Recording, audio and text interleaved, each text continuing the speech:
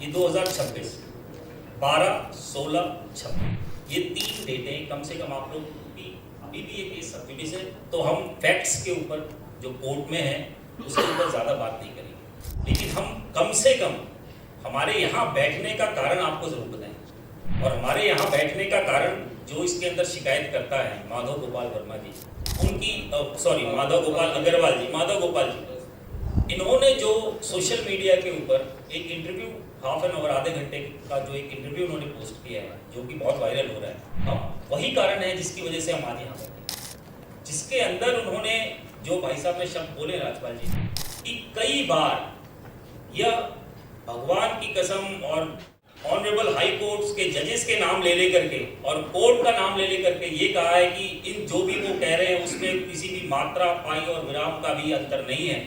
हम उसका खंडन करने के लिए बैठे, हम आपके सामने वो फैक्ट्स रखेंगे, वो सच रखेंगे, आपको बताएंगे कि किस प्रकार से मात्रा विराम ही नहीं अक्षर से अक्षर उन्होंने झूठ बोला है। उन्होंने माननीय कोर्ट का नाम लेकर के, जस्टिस साहब का नाम लेकर के कि झूठे फैक्ट्स आप लोगों के सामने परोसे और इनको बदनाम करने की कोशिश की है।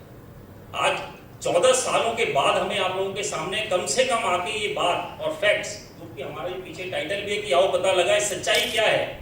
कोई कुछ कह रहा है, कोई कुछ कह रहा है, कोई कह रहा है 10 करोड़ लिए, किसी ने कहा 20 करोड़ लिए, किसी ने कहा राजपाल जी ने फ्रॉड किया।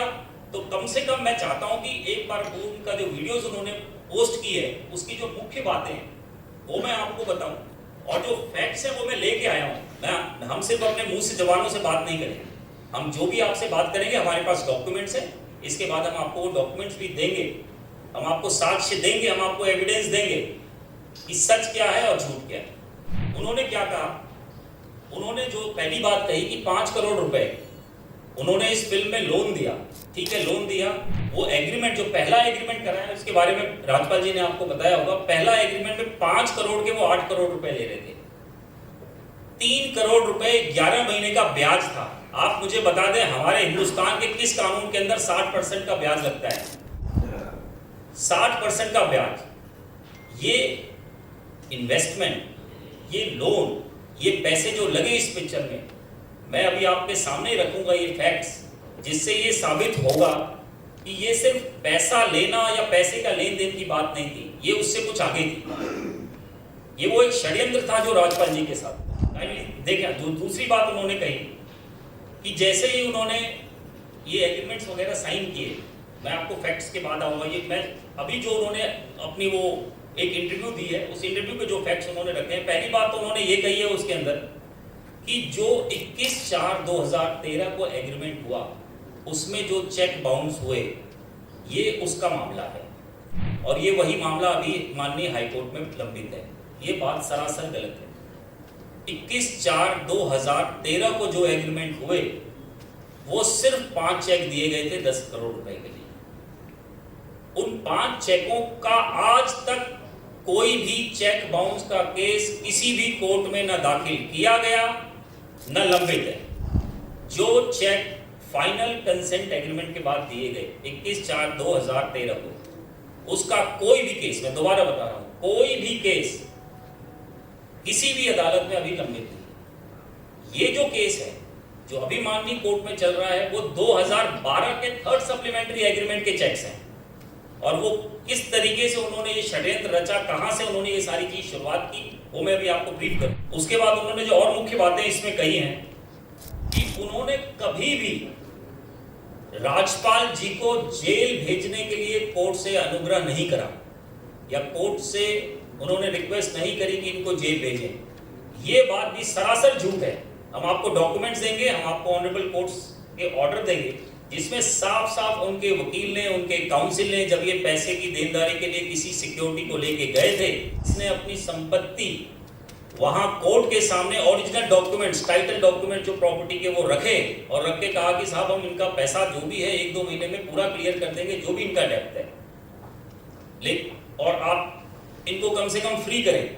क्योंकि ऑनरेबल कोर्ट ने जब एग्जीक्यूशन शुरू हुई, हम आएंगे पीछे थोड़ा सा उस पर फैक्ट पे, राजपाल यादव जी के सारे खाते सीज कर दिए थे, इनके सारे पासपोर्ट जमा थे, इनकी जितनी प्रॉपर्टी थी वो सारी अटैच थी, और इन पे ये बंदिश थी कि ये अगर कहीं भी किसी से भी कोई भी पिक्चर का समझौता करते हैं या एग्रीमेंट करते हैं तो उसका जो भी पैसा है वो उस एग्जीक्यूशन में लगाएंगे।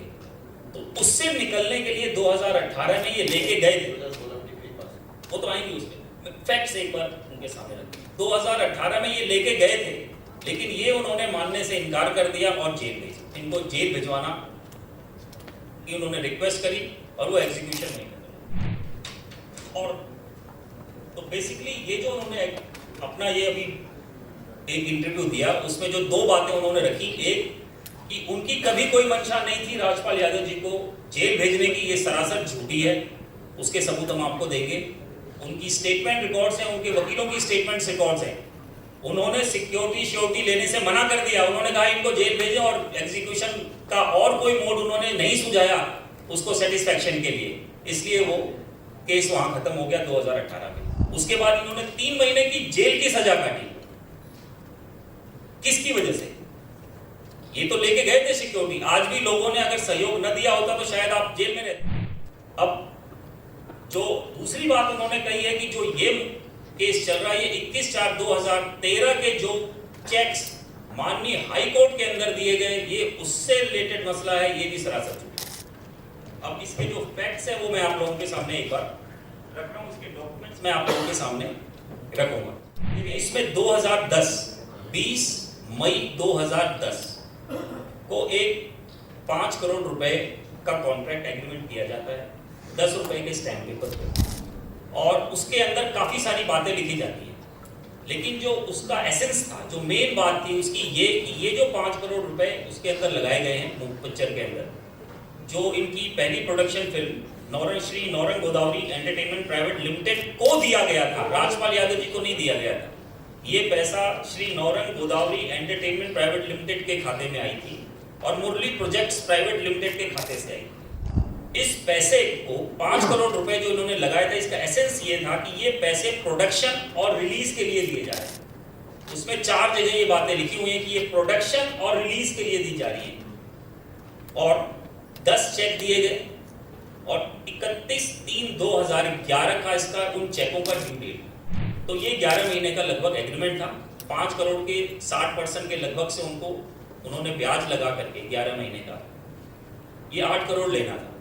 किसी कारणवश ये पिक्चर उस टाइम तक कंप्लीट नहीं हो पाई, तो फिर एक फर्स्ट सप्लीमेंट्री एग्रीमेंट, ये सब कंटिन्यूएशन में है, ये एग्रीमेंट सब एक ही चीज के लिए की गई है और एक के बाद एक की गई है। अगर उनकी मंशा ये थी कि अगर पिक्चर उनका पैसा उनको चाहिए था तो ये दूसरी सप्लीमेंट्री एग्रीमेंट करते ही नहीं।